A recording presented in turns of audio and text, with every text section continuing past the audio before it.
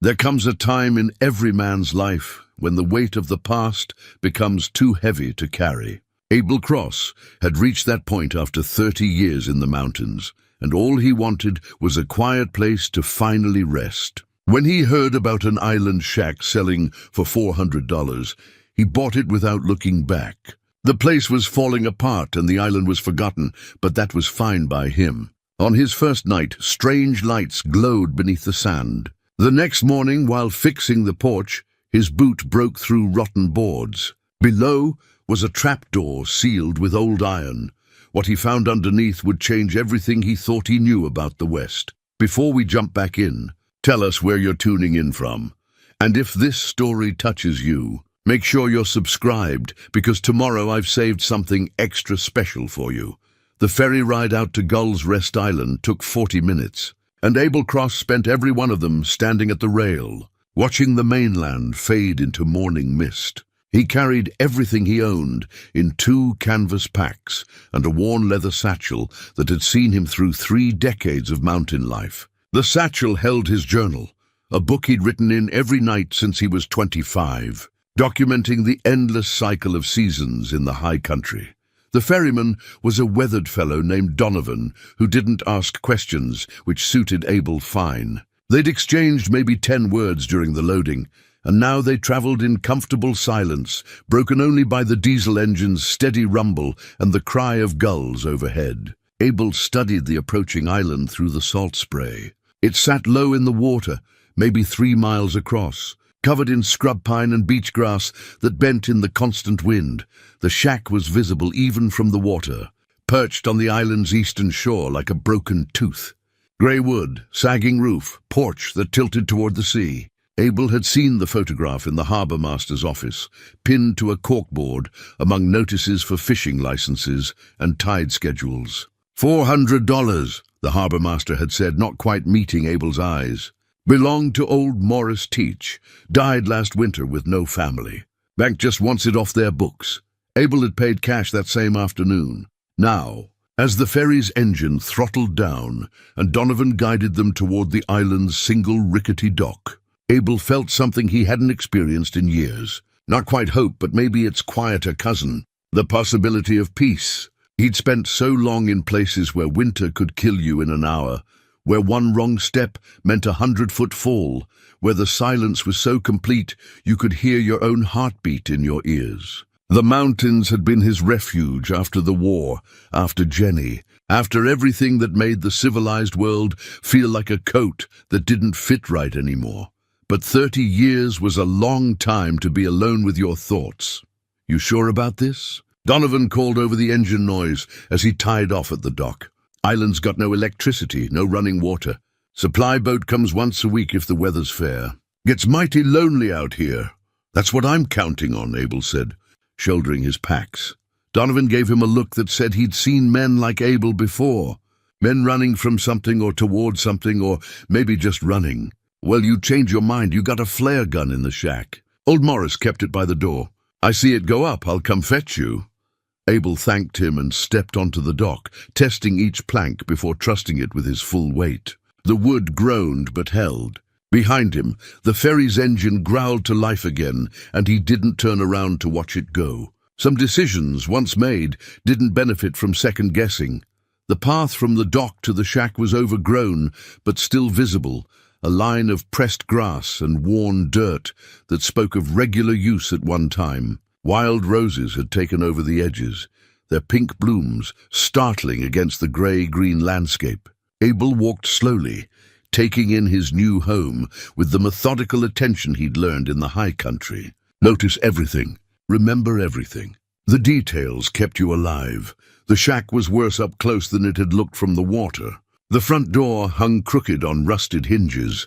Several window panes were cracked or missing entirely, covered over with nailed planks. The porch sagged in the middle like a swayback horse. But the bones seemed sound enough, the main beams still solid despite the weathering. Abel had rebuilt worse. Inside smelled of salt air, mildew, and decades of loneliness. One large room served as everything: living space, kitchen, bedroom.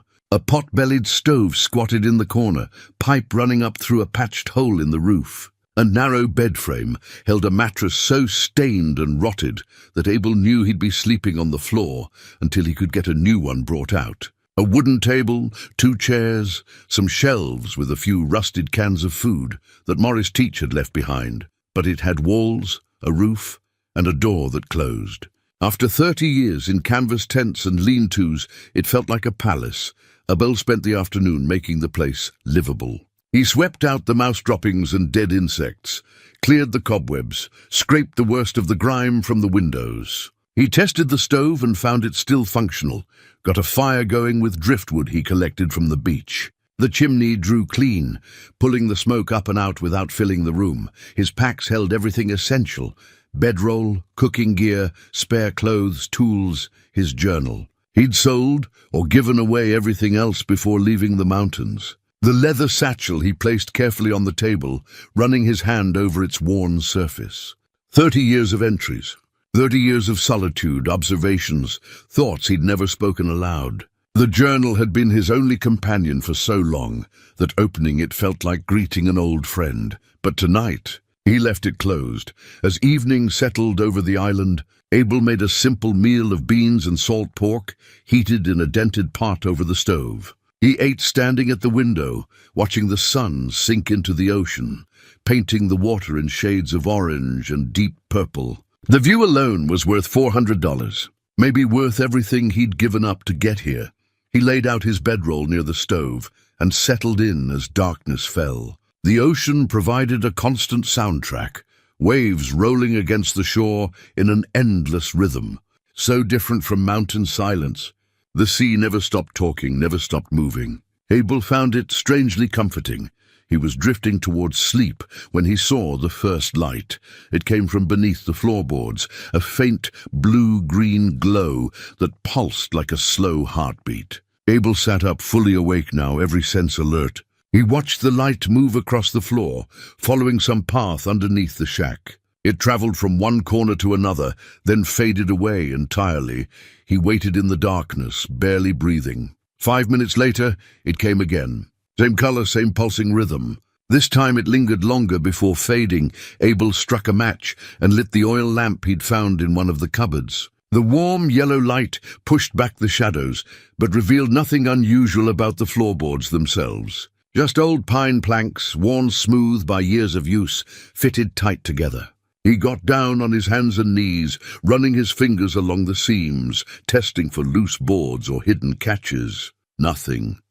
But he'd seen what he'd seen. 30 years in the wilderness taught you to trust your senses. If something felt wrong, it probably was. He extinguished the lamp and waited in darkness. The light didn't return that night, but Abel didn't sleep. He lay in his bedroll, staring at the ceiling, listening to the ocean's endless conversation with the shore, and wondering what kind of peace he'd actually bought for $400.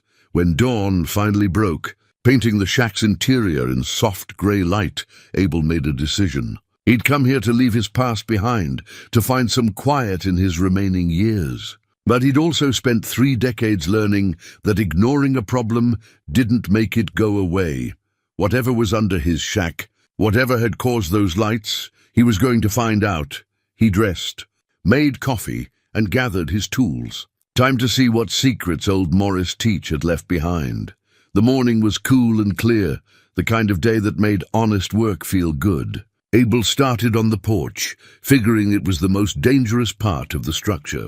A man could fall right through if he wasn't careful, and at 55 years old, broken bones took longer to heal than they used to. He'd learned carpentry the hard way, building shelters in the high country, where mistakes meant freezing to death. You learned fast when your life depended on straight cuts and tight joints. The porch wasn't complicated work, just required patience and attention. Pull out the rotted boards, replace them with soundwood, make sure everything was level and secure. Abel worked methodically, testing each board before putting his weight on it. Some were solid despite their appearance. Others crumbled at the slightest pressure, eaten through by salt air and time. He pried up the worst ones, stacking the salvageable pieces to one side. Waste nothing. That was the mountain way. He was 3 boards in when his boot punched through the wood with a crack that echoed across the empty island. Abel caught himself on the porch railing, keeping his leg from going all the way through. He pulled his foot back carefully and knelt down to examine the damage. The board had been completely hollow underneath, eaten away by rot until only a thin shell remained. But as he peered into the hole, his eyes adjusted to the darkness below, and he realized something wasn't right. There was empty space under there. A lot of it. Houses built on grade usually had maybe a foot of clearance between the floor joists and the ground, but this gap went down at least 6 feet, maybe more. Abel grabbed his lamp and a length of rope from his supplies, tying one end to the porch railing. He cleared away more of the rotten boards, creating an opening large enough to fit through. The lamp's light revealed rough stone walls descending into shadow. Not a crawl space. A chamber. Abel considered his options. The smart thing would be to wait, maybe mention it to Donovan next time the ferry came.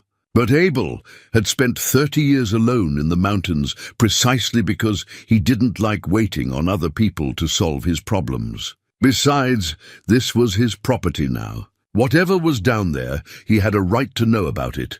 He lowered the lamp on the rope first, watching it descend until it reached bottom. The chamber was roughly 15 feet deep, carved out of the bedrock the island sat on. The walls showed tool marks, deliberate excavation. Someone had dug this by hand, and that kind of work took time. Years, probably. Abel tied off the rope and climbed down, his mountain-trained muscles remembering the familiar burn of descent. His boots hit solid stone. He retrieved the lamp and held it high, turning slowly to take in his surroundings. The chamber was larger than the shack above, maybe 30 feet across. The walls curved slightly, like the interior of a hull. And that's when Abel understood what he was looking at. These weren't just stone walls. They were ship timbers, old ones, set into the stone as reinforcement. Someone had found a wrecked ship and built this chamber around its remains, but it was the floor that made his breath catch. Set into the center of the chamber, perfectly level with the surrounding stone, was a trapdoor. Not crude or improvised, but carefully constructed from thick oak planks, bound with iron straps. The metal had oxidized to a deep reddish brown, but the craftsmanship was unmistakable. This was old work, very old. Abel knelt beside it, running his fingers over the wood. The surface was worn smooth, but he could still make out carved symbols around the edge. Not letters exactly, but marks that suggested meaning. Navigation symbols, maybe. The iron straps formed a complex pattern across the door's surface, and at the center was a heavy ring pull, green with verdigris. He grasped the ring and pulled. The door didn't budge. He tried again, putting his back into it, and felt something give slightly. Not the door itself, but the seal around it. Whatever mechanism held it closed had weakened over time. Abel searched the chamber for tools, finding a rusted pry bar leaning against the wall. Someone had left it there, maybe the last person to open this door. He worked the bar into the seam, applying steady pressure. The wood groaned. The iron straps creaked. Then with a sound like a sigh, the seal broke. The trapdoor swung upward on hidden hinges, balanced so perfectly that it seemed to float. A smell rose from below, not the expected must and rot, but something else. Salt and oil and old wood, preserved somehow despite the years. And beneath that, a metallic tang that made Abel think of storms. He held the lamp over the opening. A ladder descended into deeper darkness, its rungs carved from the same oak as the door. And at the bottom, just visible in the lamplight, he saw them, shapes, objects, the scattered remains of something that had been carefully stored and then abandoned. Abel's practical nature warred with his curiosity. The smart move was to close this door, nail the porch back together, and pretend he'd never found it. He'd come here for peace, not mysteries. But 30 years alone had also taught him something else. When life presented you with a door, you either opened it or spent the rest of your days wondering what was on the other side. He tested the ladder. Solid. He descended carefully, keeping the lamp in one hand, moving slowly in case the rungs gave way. But whoever built this had built it to last. The wood held firm under his weight. The space below was smaller, maybe 10 feet square, and it was full of wonders. Ship artifacts lay carefully arranged on stone shelves carved into the walls. Navigation instruments he recognized and some he didn't. Charts sealed in oilcloth. A compass in a brass case. Tools and weapons. And in the center of it all, hanging from a hook driven into the ceiling beam, was a bell. Abel set the lamp on a shelf and approached the bell slowly, reverently. It was bronze green with age, but still intact. He could see engravings on its surface, worn but legible in the lamplight. A name first, Esperanza, Spanish for hope, and below that, a date that made his hands go still. Abel read it twice to be sure, then checked again. But there was no mistake. The numbers were clear, the craftsmanship unmistakable. This bell came from a ship that sailed more than 400 years ago, long before the American West was settled, before there were harbors or charts or any reason for a Spanish vessel to be anywhere near this coast. He reached out and touched the bell gently. It chimed once, a pure note that seemed to hang in the air far longer than it should. The sound filled the small chamber, then faded slowly, like it was traveling somewhere beyond the stone walls. Abel stood in the lamplight, surrounded by impossible artifacts, and felt the careful peace he'd built for himself begin to crumble. This wasn't just an old wreck. This was something else, something that raised questions he wasn't sure he wanted answered.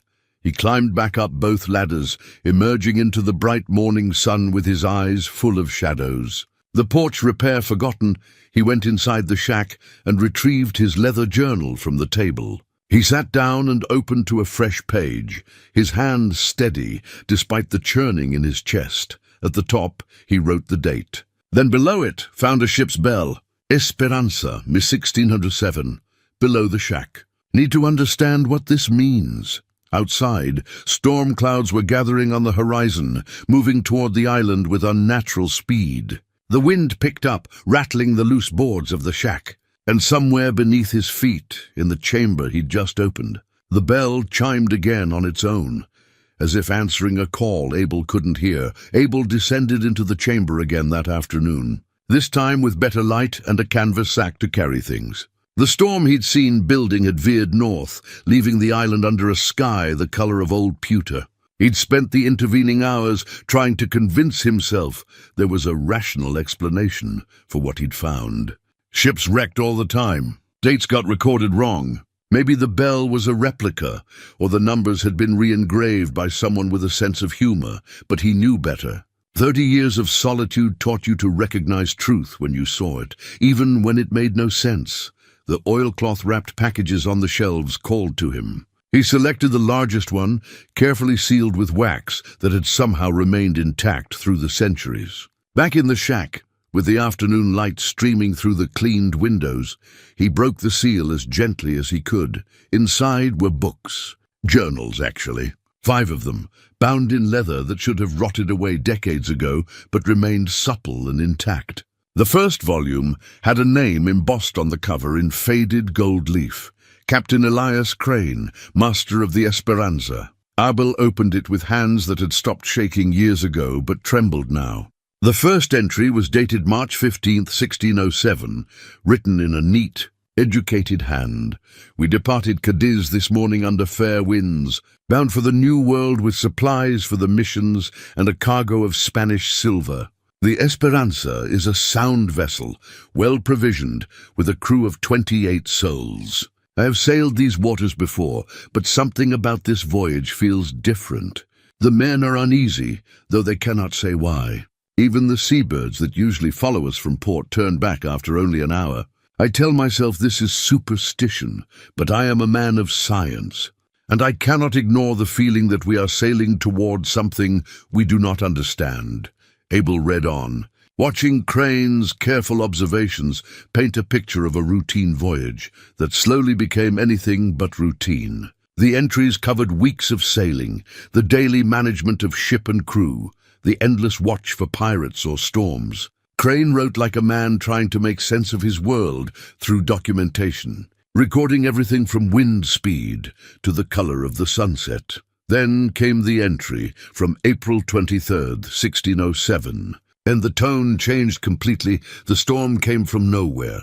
I've sailed for 20 years and never seen its like. The sky turned green as old copper, and the sea rose up in walls of water that defied all natural law. Lightning struck the masts repeatedly, without setting fire to the wood. The compass spun like a child's top.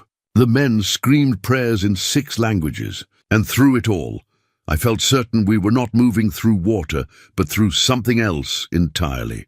The storm lasted 3 hours, though my chronometer insists it was only minutes. When we emerged, the sea was calm, but everything was wrong. Abel set the journal down and stared out the window at the peaceful ocean. He could almost see it, that impossible storm. He'd been through mountain blizzards that seemed to tear at the fabric of reality itself, winds so fierce they screamed like living things. But this was different. This was something that changed the fundamental nature of where they were.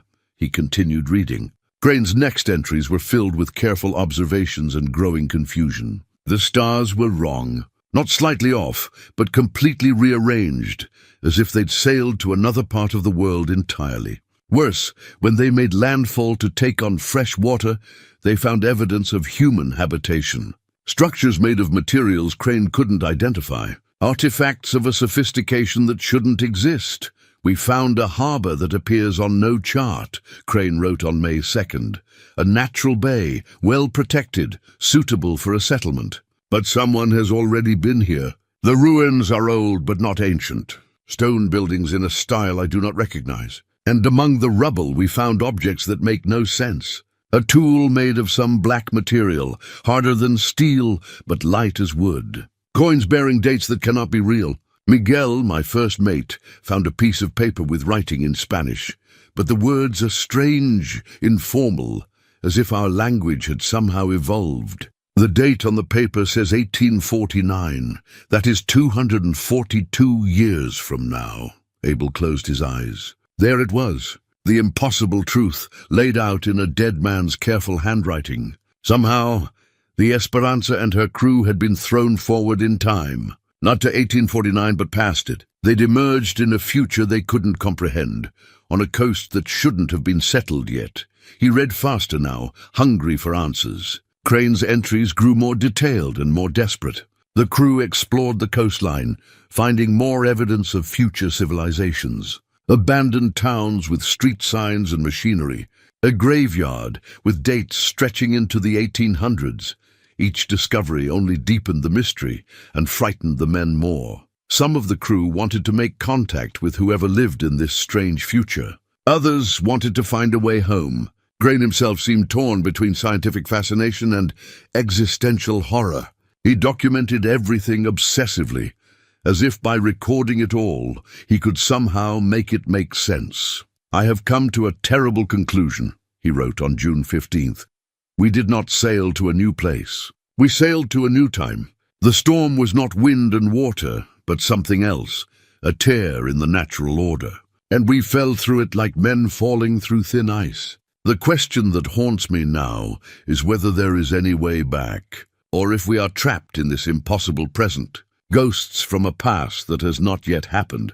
The journal entries began to mention dissent among the crew, arguments about what to do with their knowledge. Some men thought they could use what they'd learned to become rich, to change the course of history. Others feared the consequences of such knowledge. Crane sided with caution, but his authority was eroding. Abel turned the page and found a crude map sketched in the margins. He recognized it immediately. The shape of the coastline, the position of the island. Crane had found Gull's Rest, or whatever it had been called in that impossible time. And more than that, he'd marked specific locations with symbols and notes. The island possesses strange properties. Crane wrote beside the map. My instruments behave oddly here. The compass spins. The chronometer gains and loses hours. I believe this place exists at the intersection of our time and the time we have entered. A threshold, a wound. If we are to hide what we have learned, this is the place to do it. Abel studied the map carefully.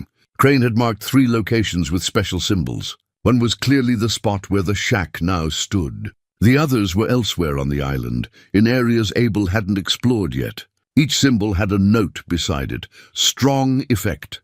Unstable. dangerous. The final entry in the first volume was dated August 3rd, 1607. Crane's handwriting had grown more hurried, less careful. The crew has fractured beyond repair. 7 men left 2 days ago, taking one of the boats and whatever they could carry. They intend to seek their fortune in this strange future. Consequences be damned.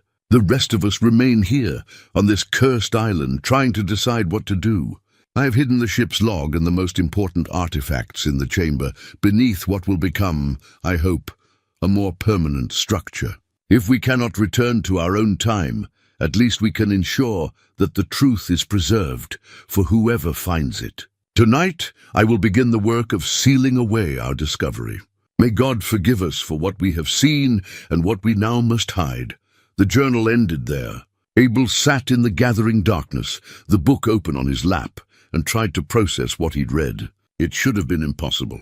Time travel belonged in penny dreadfuls and stories told around campfires to frighten children. But the evidence was in his hands. The bell, the journals, the chamber beneath his shack. All of it carefully preserved, waiting for someone to find it. He lit the lamp as true night fell, and outside his window the strange lights appeared again. Blue-green and pulsing, moving beneath the sand in patterns that suggested intelligence. Now that he knew what he was looking at, he understood. These weren't natural phenomena.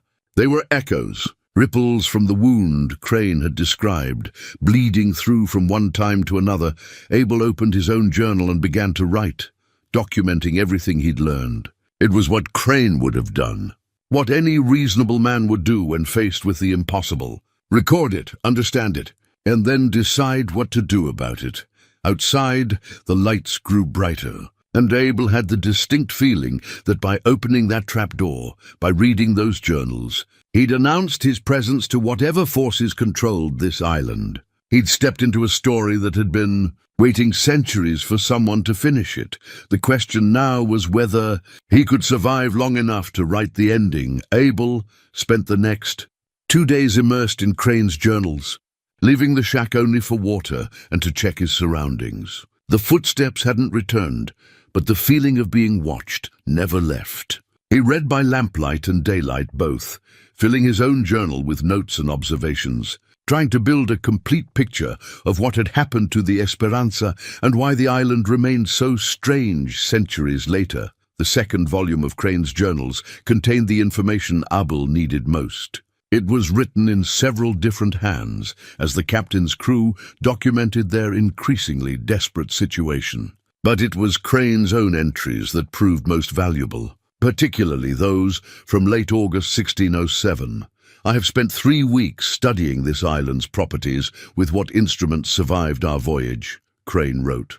My conclusion is both simple and terrifying. This place exists at a convergence point, what I can only describe as a wound in the normal flow of time. The storm that brought us here did not move us through space, but through a weak point in temporal fabric. We fell through from 1607 into what I estimate is the mid-1800s, perhaps later. But the island itself sits between these moments, touching multiple time periods simultaneously.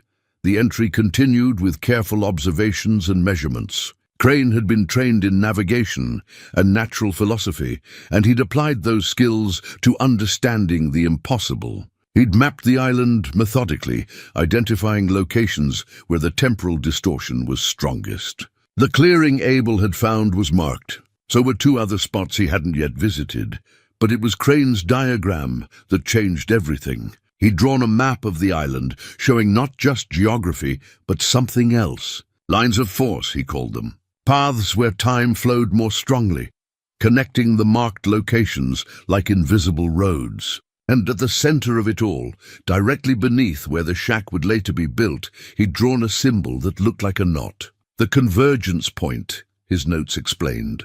Where all temporal paths meet, the strongest effect and the most dangerous. To stand at this spot is to exist in multiple moments simultaneously. The crew members who have attempted to reach it have returned changed, speaking of visions and voices. One man, Miguel, claimed he met himself as an old man and received a warning he could not understand. I have forbidden further exploration of this central point until we better comprehend what we are dealing with. Abel set down the journal and looked at his feet. He was standing in the shack, directly above that convergence point. No wonder the lights appeared beneath the floor. No wonder he felt that constant sense of presence. He'd built his temporary home at the exact center of the island's temporal storm. He continued reading, learning how Crane's crew had fractured further as the weeks turned to months. Some men wanted to venture into the future they'd found, to explore this strange America and perhaps profit from their foreknowledge. Others feared contaminating time itself, creating paradoxes that might unravel reality. Crane sided with caution, but his authority meant less with each passing day. Then came the entry that explained everything. September 14th, 1607, the split is complete. 7 men departed yesterday, taking what supplies they could carry and heading south along the coast. They intend to find the nearest settlement and integrate themselves into this future world. I fear what consequences their presence may create, but I can no longer stop them. The remaining crew, 12 souls including myself, have decided on a different path. We will hide what we have learned. We will bury the evidence of our impossible voyage and seal it away where only the worthy might find it. And then we will leave this cursed island and attempt to live out our days as ordinary men in this extraordinary time. Abel turned the page eagerly. But the next entry wasn't from Crane. It was from someone named Thomas Blackwell, the ship's carpenter, dated September 20th. Captain Crane has disappeared. He went to the convergence point alone 3 days ago, claiming he needed to perform final measurements. He has not returned. We searched for him, but found only his instruments, left in a careful arrangement as if he meant to come back for them. The men are frightened. Some say the island took him as payment for our trespass. Others believe he found a way home and left us behind. I think the truth is simpler and more terrible. I think he's still here, trapped in one of those other moments we sometimes glimpse. Lost in time itself, the remaining entries detailed the crew's final efforts to seal the chamber and hide their records. They built the foundation for a structure above the convergence point, hoping it would mark the spot for future discovery. Then they scattered, disappearing into the 1800s to live out their impossible lives as best they could. The last entry in the second volume was from John Mercer, the young navigator. His handwriting was shaky, barely legible. October 1st, 1607. I'm the only one left on the island now. The others have all gone, seeking normal lives in San Francisco or other settlements. But I cannot leave. Something calls to me from the convergence point. Captain Crane's voice, perhaps, or my own voice from some future moment. I have drawn a map showing the paths of strongest temporal flow. I have sealed these journals in the chamber where they will be preserved. And tonight I will go to the convergence point and try to bring the captain home. If I fail, if I too become lost in time's currents, may whoever finds these records understand what we discovered and what price we paid for that knowledge. Abel stared at the page for a long moment. So that was it. John Mercer had gone to the convergence point and presumably never returned. But the pocket watch Abel had found bore an 1889 date and was inscribed to J. Mercer. Had the young navigator somehow survived, trapped in a loop that aged him slowly? Or had he escaped only to be drawn back decades later? He pulled out the map Crane had drawn and compared it to the diagram of temporal flows. The lines intersected at 3 points beside the convergence itself. 3 places where time was unstable enough to allow passage between moments. The clearing he'd already found was one. The other 2 were marked on opposite ends of the island. Abel knew what he had to do. If he wanted to understand this place, if he wanted to survive it, he needed to visit all 3 points. He needed to map the temporal pathways himself and understand how they connected. Only then could he make an informed decision about whether to stay, leave, or try to seal the convergence point more permanently. But first, he needed rest. The sun was setting, painting the ocean in shades of red and gold that would have been beautiful if he wasn't so exhausted. He prepared a simple meal and ate it mechanically, tasting nothing. His mind was full of Crane's words, Mercer's final entry, and the growing certainty that he'd stumbled into something far larger than a simple mystery. That night, the dreams came again. But this time they were different, more vivid, more real.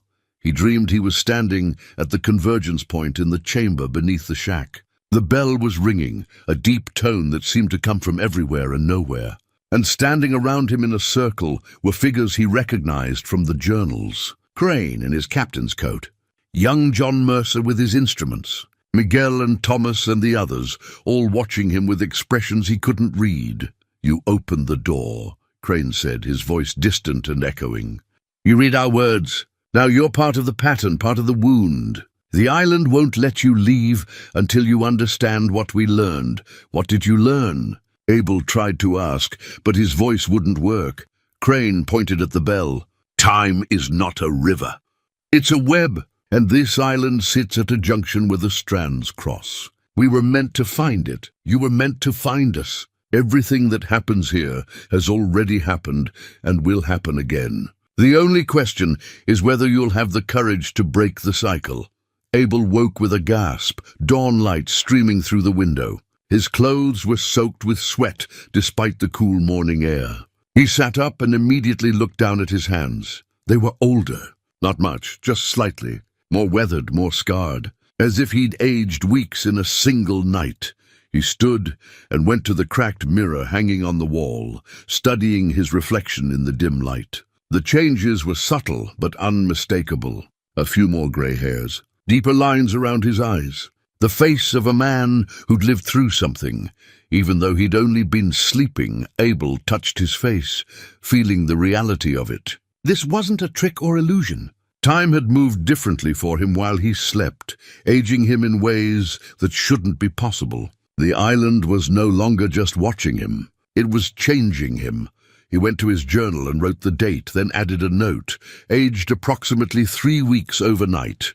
Must document all changes. Must find the other convergence points before the effect becomes irreversible, because that was the truth staring him in the face now. If he stayed much longer, if he continued sleeping above the convergence point, he would age out of sync with the rest of the world. He might wake up one morning to find decades had passed in a single night, his body ancient and his mind still holding memories of yesterday, unless he could find a way to anchor himself in real time. Unless he could do what Crane had tried to do and failed. Abel packed his supplies with grim determination. Today he would visit the second convergence point, marked on Crane's map. He would understand the pattern, and then he would decide whether to fight the island's pull or surrender to it. The choice, he was beginning to realize, might not be his to make. The second convergence point lay on the island's northern shore, according to Crane's map. Abel set out just after dawn, carrying water, rope, and both his journal and Crane's carefully folded map. The morning was cool and grey, the ocean calm. Deceptively peaceful, like the island itself. The path north was rougher than the southern route, cutting through dense undergrowth and over rocky outcroppings that required careful navigation. Abel moved steadily, his mountain-trained body remembering how to read terrain and find the safest passage. But he couldn't shake the feeling that the island was testing him, measuring his determination. It took him 2 hours to reach the location marked on Crane's map. The convergence point sat in a natural amphitheater formed by 3 large boulders, their surfaces worn smooth by centuries of wind and salt spray. The space between them was maybe 15 feet across, carpeted with beach grass that grew in the same strange circular patterns he'd seen before. Abel approached cautiously, remembering the disorientation he'd felt at the first convergence point. But this place felt different, not heavy or oppressive, but light, almost welcoming. The air here seemed to shimmer, like heat rising from sun-baked stone, except the morning was cool. He stepped into the circle between the boulders and immediately felt the shift. Not dizziness this time, but a sense of expansion. As if he was standing in multiple places simultaneously, his consciousness stretched thin across different moments. And then he saw them. Figures moving around him, occupying the same space but existing in different times. A Spanish sailor checking something on the ground, his period clothing marking him as one of Crane's crew. A man in rough frontier clothes from perhaps the 1850s, standing exactly where Abel stood, staring at the same boulders with the same mixture of fear and fascination. And others, glimpsed only briefly, like images reflected in moving water. Abel forced himself to stay calm, to observe rather than panic. This was what Crane had documented.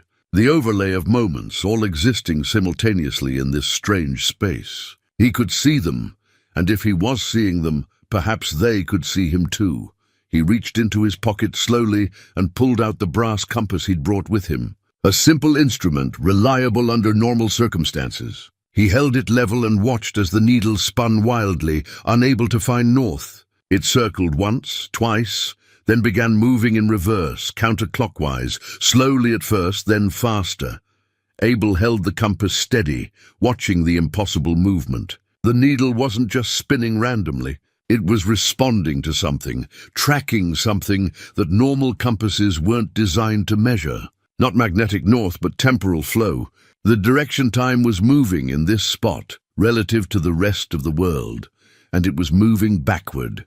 He set the compass carefully on the ground and stepped back out of the circle. Immediately the disorientation faded, the overlapping figures disappeared. The compass needle slowed, steadied, and pointed north again like it was supposed to. Abel knelt at the edge of the circle and studied the compass from this safer distance. It sat there innocently, just a brass instrument on beach grass. But while it remained inside that circle, time was flowing wrong around it. Backward or sideways, or in some direction human minds weren't equipped to comprehend. He pulled out his notebook and began documenting everything. The location, the sensation, the compass behavior, the figures he'd seen. Crane had been right to approach this scientifically.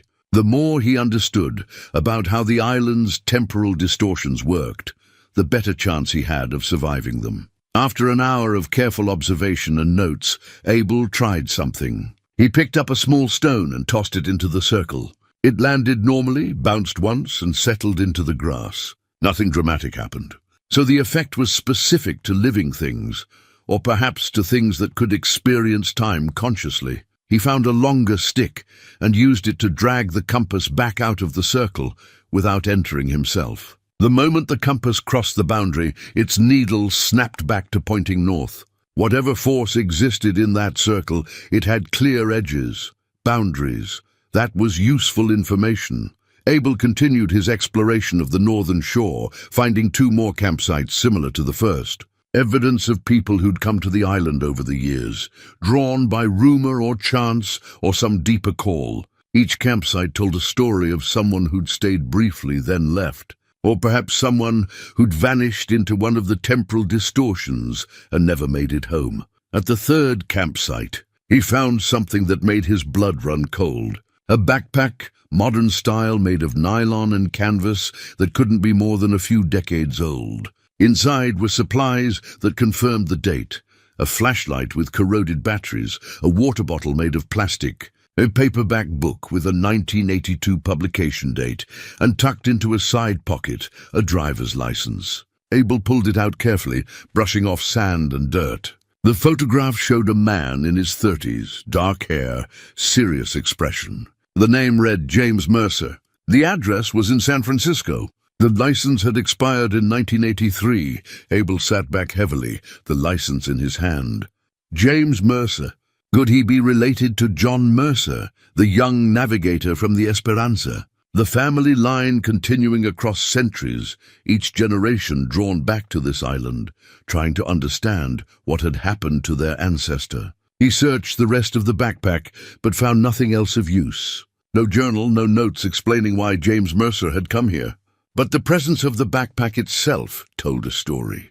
The man had left in a hurry, or he hadn't left at all. He was still here somewhere, lost in the island's temporal maze. Abel stood and looked around the campsite with new urgency. If James Mercer had come here in 1982 and vanished, there was a chance he was still alive, still trapped in whatever moment he'd fallen into. The island didn't seem to kill people outright. It just displaced them, caught them in loops or eddies in time's flow. He was about to head back to the shack when he caught movement at the tree line. a figure standing in shadow watching him. Abel's hand went to his knife, but he didn't draw it. Instead, he called out, his voice steady despite his racing heart, "I know you're there. I found your backpack. If you're James Mercer, I'm not here to hurt you. I just want to understand what's happening on this island." The figure didn't move, didn't respond, just stood there, a silhouette against the darker shadows of the trees. Abel took a slow step forward, and the figure stepped back, maintaining the distance between them. "I'm Abel Cross," he tried again. "I bought the shack on the eastern shore. I found Captain Crane's journals. I know about the Esperanza and what happened in 1607. If you're trapped here, maybe I can help." For a long moment, nothing happened. Then the figure raised one hand in what might have been a wave or a warning. And then it was gone, vanished between one blink and the next, leaving Abel alone in the clearing with a dead man's backpack and more questions than answers. He gathered the backpack and its contents, adding them to his own supplies. Evidence, proof that he wasn't imagining this, that others had come before him and paid the price for curiosity. He needed to get back to the shack, to read more of the journals, to find out if Crane had left any instructions for breaking free of the island's hold, because Abel was beginning to understand a terrible truth. The island didn't trap people by force. It trapped them by making them need to understand. Every answer led to more questions. Every discovery demanded further exploration. The temporal distortions were bait, and the trap was curiosity itself, and he'd already taken the bait. He'd already started down the path that had claimed Crane and young John Mercer and James Mercer, and who knew how many others across the centuries. The only question now was whether he could find a way off that path before it was too late. The walk back to the shack took longer than the walk out. Abel moved carefully, watching for signs of the figure that had been following him. But the island seemed empty again, holding its breath, waiting to see what he would do next. When he finally reached the shack, the sun was setting. He went inside, barred the door, and lit the lamp. Then he spread out everything he'd collected: the pocket watch from 1889, the driver's license from 1982, Crane's maps and journals, his own notes. A timeline of tragedy stretching across 4 centuries. All centered on this forgotten island and its impossible wound in time. Abel opened his journal to a fresh page and wrote a single question at the top: "How do I get out?" Then he settled in to read the rest of Crane's journals, searching for the answer he suspected wasn't there. Abel woke to the sound of footsteps on his porch. Not the slow, testing steps from before, but purposeful movement. Someone who knew the shack, knew which boards would hold. He reached for his knife and stood, moving silently to the window. Dawn was just breaking, painting everything in shades of gray and blue. And standing on the porch, looking out at the ocean, was a man. He wore clothes that seemed caught between eras. Modern jeans, but a weathered canvas jacket that looked decades old. His hair was dark but streaked with gray. And when he turned slightly, Abel saw a face lined with weariness that went deeper than age. The same face from the driver's license. James Mercer. Abel made a decision. He unbarred the door and stepped out onto the porch, knife visible but not raised. The man turned fully to face him, and Abel saw recognition in his eyes. Not surprise, recognition, as if he'd been expecting Abel all along. "You're not going to need that," James said, nodding at the knife. His voice was rough, like he didn't use it much. "I'm not here to hurt you. I'm here because you need to understand what you've gotten yourself into before it's too late." "James Mercer," Abel said. It wasn't a question, was. Hard to say any more. James moved to the porch railing and leaned against it, careful to avoid the spots Abel hadn't repaired yet. "You found my backpack." "My license," probably wondering how a man who disappeared in 1982 is standing here talking to you in 2025. The thought had crossed my mind. James laughed, but there was no humor in it. "The short answer is that I didn't disappear in 1982. Not exactly. I've been here the whole time. 43 years by the calendar.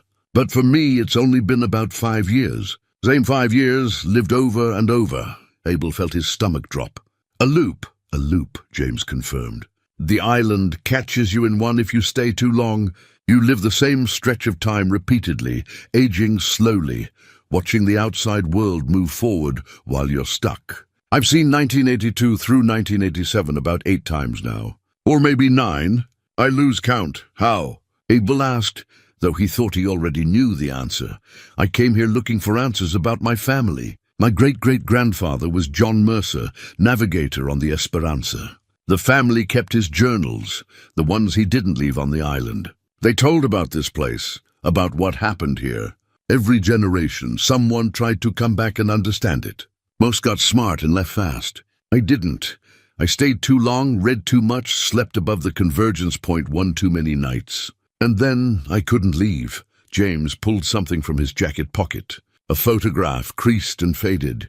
He handed it to Abel. The image showed James standing in front of the shack, younger than he was now, but older than his driver's license photo. Someone else had taken the picture, judging by the angle. And on the back, in handwriting Abel recognized as similar to the journals, was a message. Don't trust the peace. The island feeds on time. Get out while you can. JM, Year 3. Abel looked up from the photograph. You wrote this to warn yourself. I write it every loop. Leave it in different places, hoping I'll find it sooner each time. Sometimes I do, sometimes I don't. This loop, I found it on day 4. One of my better runs. James took the photo back and tucked it away. But the warning doesn't matter anymore. Once you're in the loop, you're in it. The only way out is to find what Captain Crane was looking for when he disappeared. The anchor, Abel said, remembering the journals. Something that can fix a person in real time, break the cycle. James looked at him with new respect. You've been doing your homework. Yeah, the anchor. Crane theorized that if the island could trap people in temporal loops, there might be a way to create the opposite effect. A way to anchor yourself to linear time, protect yourself from the distortions. Did he find it? That's the question, isn't it? James moved to the door and gestured for Abel to follow him inside. I've spent 5 years, repeated 8 or 9 times trying to figure that out. I've read every journal Crane left. I've explored every marked location on his maps. And I think I finally know where he hid it. Abel followed him into the shack. James moved with the confidence of someone who'd been here many times before, going straight to the trapdoor in the floor that led to the chamber below. He pulled it open without hesitation. The deeper chambers, James said. There are passages beyond the room where you found the bell and the journals. Crane sealed them, made them hard to find, but he left clues in his final entries, the ones he wrote right before he disappeared. I've read those entries, Abel said. They seemed incomplete, like he ran out of time, or like he was being careful about what he wrote down. Think about it. If you'd found something that could break the island's hold, would you want just anyone to be able to find it? Or would you want to make sure only someone who really understood the danger, someone who'd done the work and earned the knowledge, could get to it? Abel thought about the journals, the careful documentation, the warnings mixed with precise observations. Crane had been both scientist and guardian, recording everything but hiding the most important truth in plain sight. You think the anchor is down there. I know it is, and I know how to find it. But here's the problem. James turned to face him fully, and Abel saw desperation in his eyes. I can't get it myself. Every time I try, every time I get close, the loop resets. I wake up back at my campsite, and it's the first day again. The island won't let me have it. Maybe because I'm already caught, already part of its pattern. But you're different. You're new. You still have a choice. What kind of choice? Help me get the anchor, and I'll show you how to use it. We can both get out. You escape before the loop catches you, and I finally break free after 43 years. Or you can leave now, call the ferry, get off this island and never look back. Live your life knowing you left me here, but saved yourself. Abel studied the man in front of him. James Mercer had been trapped in a nightmare longer than most people endured anything, reliving the same years over and over, aging in slow motion while the world moved on without him. And now he was offering Abel the truth, the way out, in exchange for help retrieving something he couldn't reach himself. It should have been an easy choice. Help him. 2 men escaping together was better than 1 man abandoning another to an impossible fate. But Abel had lived too long, seen too much. to believe in easy choices. What aren't you telling me? James smiled, and this time it was genuine. Smart. You'd have survived the mountains for 30 years by being smart. All right, here's the truth. The anchor only works for one person. Crane designed it that way, probably because he realized you couldn't mass-produce protection from temporal distortion. It's unique, and whoever uses it gets to leave the loop and return to linear time. But only one person, so if we find it together, one of us gets out and one of us stays trapped. Yeah, James met his eyes steadily. I've been here 43 years. You've been here less than a week. By any measure of fairness, I should be the one to use it, but I can't retrieve it myself. The island's rules won't let me, so I need you to get it, bring it up, and then hand it over. I need you to trust that I'll actually leave, that I won't just take it and disappear, leaving you here to live out the same fate I have. Abel felt the weight of the decision settling on his shoulders. Trust a desperate man who'd been trapped for decades to keep his word, or refuse to help and condemn them both, since Abel didn't know where the anchor was hidden, or how to navigate the deeper chambers alone. How do I know you won't just take it? Abel asked. You don't, James said simply. I could lie to you, promise anything, and you'd have no way to verify it until it was too late. All I can tell you is that I remember what it was like to be human, to keep your word, because it mattered, not because someone was forcing you. And I'm asking you to believe that 43 years hasn't completely erased that part of me. Abel thought about Jenny, decades ago, and the promises they'd made to each other. He thought about the mountains, where your word was often the only currency that mattered. He thought about Captain Crane, who tried to protect future generations by hiding the truth in layers of documentation and sealed chambers. And he thought about the man he'd been when he came to this island, seeking peace, and the man he was becoming, drawn deeper into a mystery that could cost him everything. Show me, Abel said finally. Show me where it is, and I'll help you get it. But we figure out the rest after we actually have it in hand. Maybe there's a way to break it, to share it, to make it work for both of us. Maybe, James said, but his tone suggested he didn't believe it. All right. Get your supplies together. We're going deep, and once we start, we need to finish. The island doesn't like it when people get close to the anchor. Things get unstable. Time starts moving wrong even in the safe areas. We'll have a few hours at most before everything starts to collapse around us. Collapse? The island protects its secrets. You'll see. James headed for the trapdoor. Come on! If we're going to do this, we need to start now, while my loop still has time left. I reset in about 3 days. If we're still down there when that happens, I don't know what will occur. Maybe nothing. Maybe we both get caught. I'd rather not find out. Abel gathered his lamp, rope, knife, and the journals. He took a moment to write in his own journal, documenting what he was about to do and why. If something went wrong, if he didn't come back, maybe someday someone else would find his words and understand.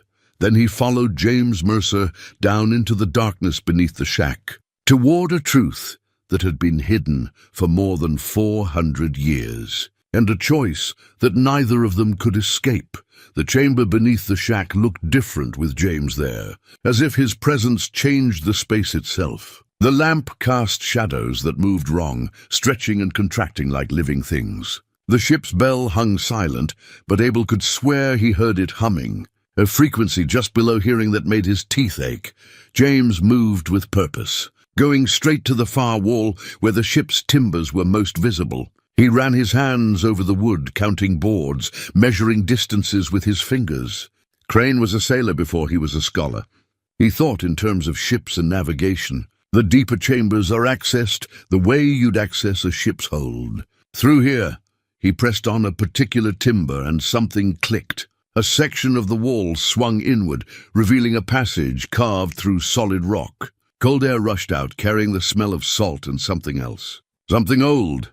I've been through here 8 times, James said, lighting a second lamp he'd brought. Each time I get a little further before the loop resets or the island pushes me back. But I've mapped most of it. The tricky part is knowing which passages are safe and which ones exist in different time periods.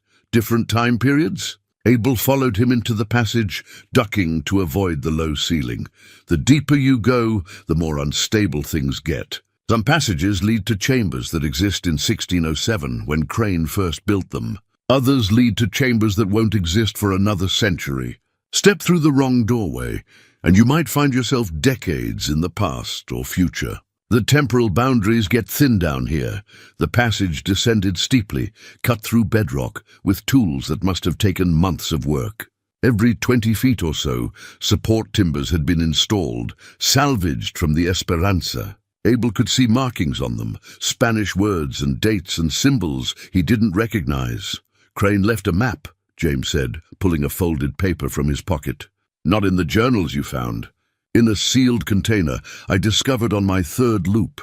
It shows the safe paths through the chambers and marks the dangerous ones. See these symbols? They indicate temporal stability. A solid circle means the passage exists in our present. A broken circle means it shifts between time periods. And this symbol, like a spiral, means avoid it completely. Abel studied the map by lamplight. It showed a complex network of passages and chambers spreading out beneath the island like roots. Some were marked with notes in Crane's careful handwriting. Stable. Shifting. Lost 3 hours here. Do not enter after dark. The anchor is here. James pointed to a chamber at the deepest level, marked with a star. The central convergence point, where all the temporal lines meet. Crane called it the heart of the wound.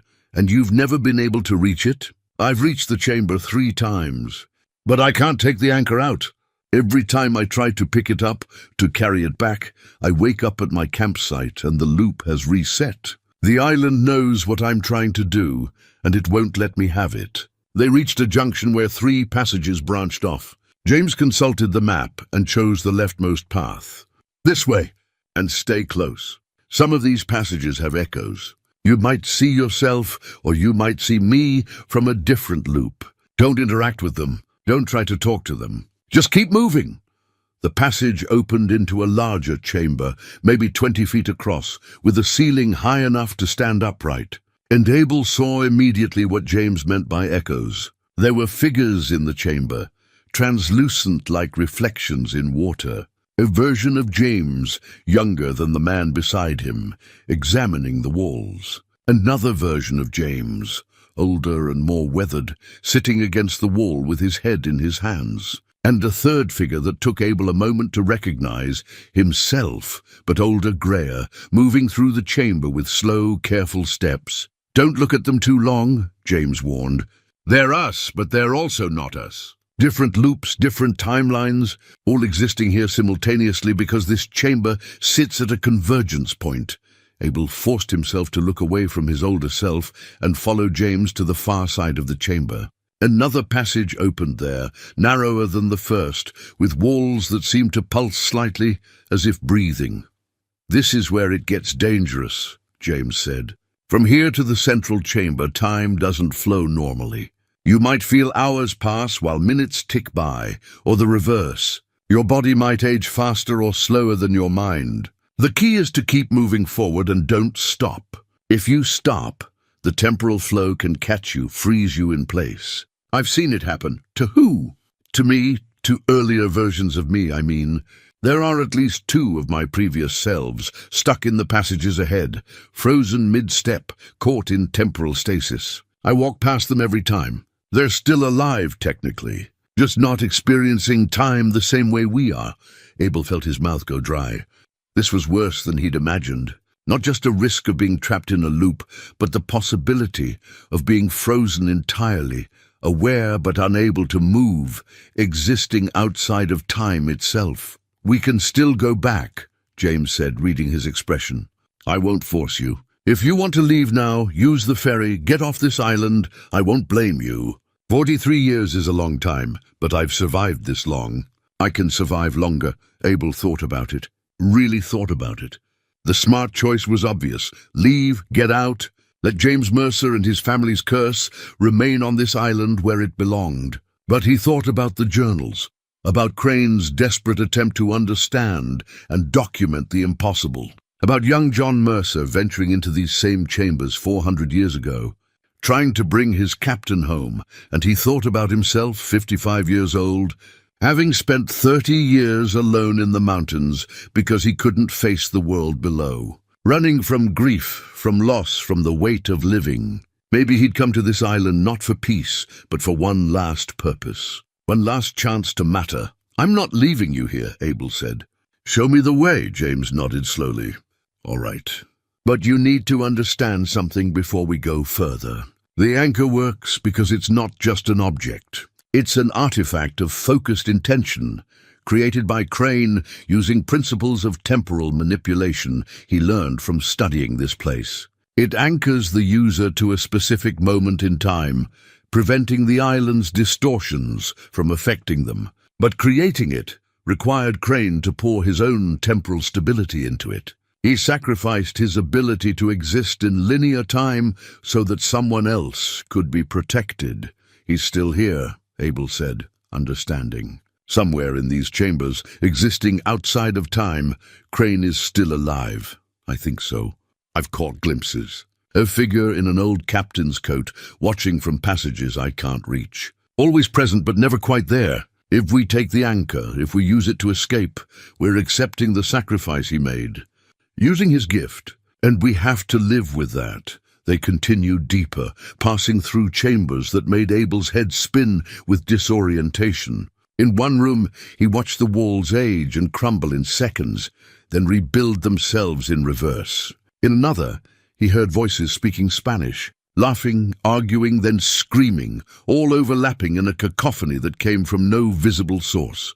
James led him through it all with the confidence of someone who'd walked these paths many times. But Abel noticed his guide was aging as they descended. Not much, just slightly. A few more grey hairs, deeper lines around his eyes. The temporal stress of being this deep while caught in a loop was wearing on him.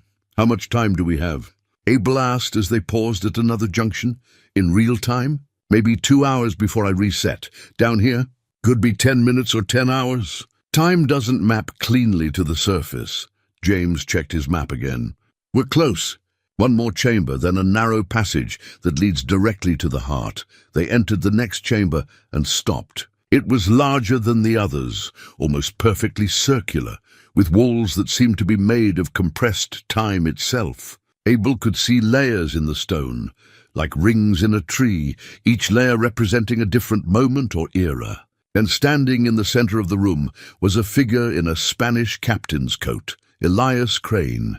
He looked exactly as he had in Abel's dreams, solid enough to seem real, but translucent enough to suggest he wasn't quite present. His eyes, when they focused on Abel and James, held a mixture of sadness and hope. "You came," Crane said, his voice echoing strangely. "Someone always comes eventually. The island ensures it." "Captain Crane," James said, his voice respectful. "We're here for the anchor. We need to break free of the loops. I know why you're here. I've watched you both. I've watched everyone who's ever come to this island seeking answers." Crane gestured at the walls. "I exist at all moments simultaneously now. Past, present, future. I see your arrival before you arrive. I see your departure after you leave. Time is a circle here, and I stand at the center." "Then you know what we're going to do," Abel said. "You know if we'll succeed. I know all possibilities. But I don't know which one you'll choose. That's the nature of temporal paradox. Even seeing all outcomes, I can't predict which path you'll walk." Crane moved closer, and Abel could see through him to the wall behind. "The anchor is in the next chamber. You'll find it where I left it, on the pedestal I built. But you need to understand what using it means." "It breaks the loop," James said. "It anchors someone to linear time, yes, but at a cost. The anchor was created by extracting my own temporal stability. When you use it, you're not just protecting yourself. You're assuming the burden I carried, the weight of knowing what this place is, what it can do, and the responsibility of ensuring others don't suffer the same fate." Crane turned his gaze to Abel. "You're strong, mountain-hardened. You understand sacrifice and isolation. But are you prepared to carry this knowledge for the rest of your life? To know that time is not what humanity thinks it is. To know that there are wounds in reality that can trap souls for centuries." "I've carried heavier burdens," Abel said quietly, Perhaps. Perhaps not. You'll see. Crane gestured toward a passage Abel hadn't noticed before, hidden in the shadows. Through there? The final chamber. But be warned, taking the anchor will destabilize this entire network. The chambers will begin to collapse, temporally speaking.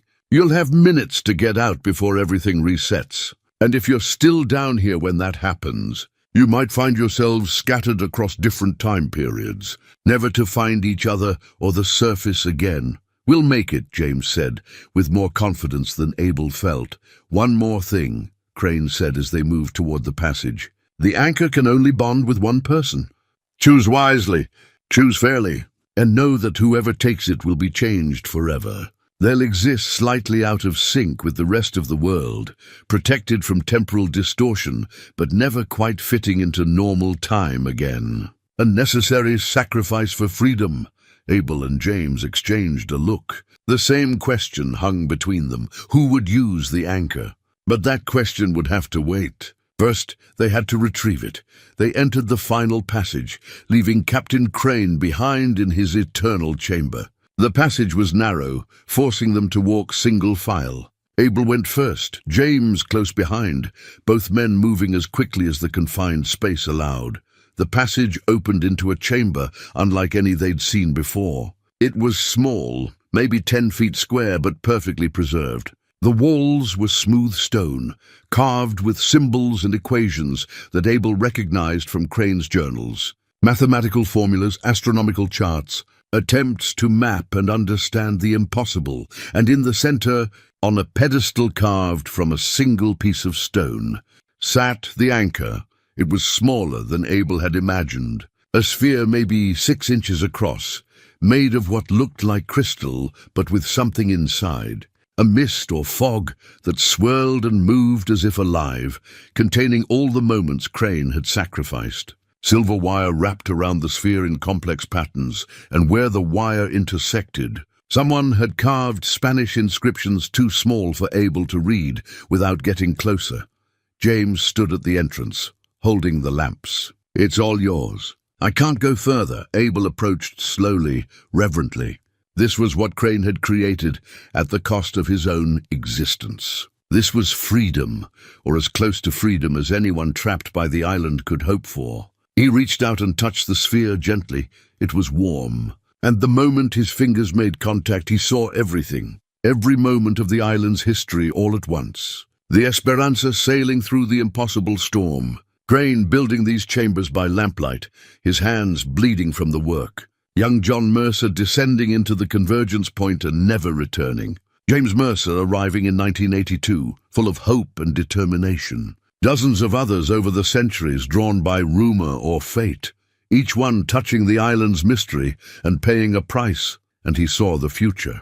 Multiple futures, branching like the passages below the shack. In one, he took the anchor and escaped, living out his years on the mainland with the weight of this knowledge. In another, James took it and vanished, leaving Abel to loop forever. In the third, they tried to share it and both were destroyed. Abel pulled his hand back, gasping. The visions faded, but the knowledge remained. He understood now what Crane had tried to tell them. The anchor didn't just protect you from temporal distortion. It made you see time the way Crane now saw it, all moments existing simultaneously, all possibilities real until chosen. Did you see it? James asked from the doorway. The futures. Yes, Abel's hand was shaking. How did you know? I touched it once on my second loop. Saw everything! That's how I know it only works for one person. I saw the outcome of every choice. James stepped into the chamber, closer now, his face lined with resignation. I also saw which choice you're going to make. Then I know you're going to take it. James smiled sadly. Not because you're selfish or cruel, but because you're the one who can carry the burden. You've already spent 30 years alone with heavy knowledge. You know how to live with weight that would break most people.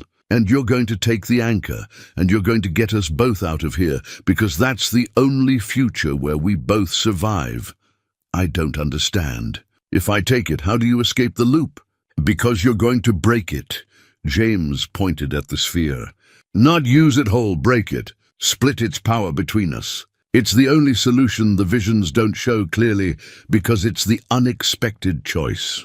Crane designed it for one person, but that doesn't mean it has to stay that way. Abel looked at the sphere, at the delicate wire wrapping, at the swirling mist inside. Breaking it could destroy its power completely. Could trap us both forever. Could, or it could set us both free. And that's a gamble I'm willing to take after 43 years. James met his eyes steadily. You came to this island looking for peace, but maybe what you really needed was purpose. One last meaningful choice. This is it, Abel. This is the moment that defines who you are. The chamber began to shake. Dust fell from the ceiling. Somewhere deep below, Abel heard a sound like stone grinding against stone. We're out of time, James said. The destabilization is starting. Whatever you're going to do it now. Abel made his choice. He grabbed the sphere firmly with both hands and lifted it from the pedestal. The moment it left its resting place, the shaking intensified. The walls began to shimmer, showing different versions of the chamber from different time periods, all overlapping. "Run!" James shouted, already moving back toward the passage. Abel cradled the sphere against his chest and ran. Behind them, the chamber began to collapse, not physically but temporally. The walls aged centuries in seconds, crumbling to dust, then rebuilding themselves, then collapsing again in an endless loop. They burst into the circular chamber where they'd met Crane, but the captain was gone.